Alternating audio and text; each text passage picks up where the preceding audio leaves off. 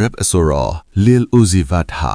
ကိုခန္နာပြပြမောမှန်မို့ရဲ့အစိုးရောက်တဲ့ပုံစံတည်းအဖြစ်၎င်းရဲ့နဖူးမှာဒေါ်လာ24တန်းတန်စင်ကိုထည့်သွင်းခဲ့တဲ့နောက်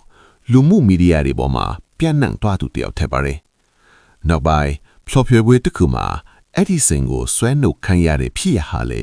တုံလုစရာထက်ခဲ့ပါတယ်။ Uzi Vert ရဲ့နဖူးမှာထည့်သွင်းထားတဲ့စင်ဟာ10 carat ချီပြီးခံမှန်းကြည့်အားဖြင့်ဒေါ်လာ24တန်းတန်မှုရှိတဲ့တဘာဝပန်းရောင်စင်ထက်ပါတယ်။၎င်းဟာအလွန်ရှားပါပြီးဈေးကြီးတဲ့ကြောက်မြတ်ရတနာတစ်ခုဖြစ်ပါတယ်။ Uzi Vert ဟာဒီစင်ကိုဝယ်ယူရန်တဲ့2019ခုနှစ်မှာစတင်ပြီးငွေကြေးပေးချေစုဆောင်ခဲ့ရတယ်လို့ပြောခဲ့မှုပါတယ်။2021ခုနှစ်ဖေဖော်ဝါရီလမှာတော့နာမကြီးရတနာပန်းတင်ပညာရှင် Elliot Elliant ကစင်ကိုအထူးသက်စင်နိုင်ရန်ပုံစံထုတ်ပေးပြီးအဲ့ဒါကိုသူ့ရဲ့နဖူးအလေးဖုံမှာ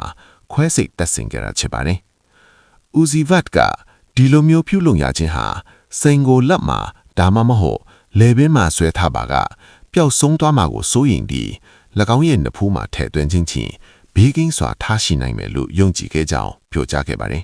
။ဒါပေမဲ့လည်းနဖူးမှာတက်ထားတဲ့တိုင်လုံခြုံမှုမရှိခဲ့ပါဘူး။2020ခုနှစ်ဇူလိုင်လက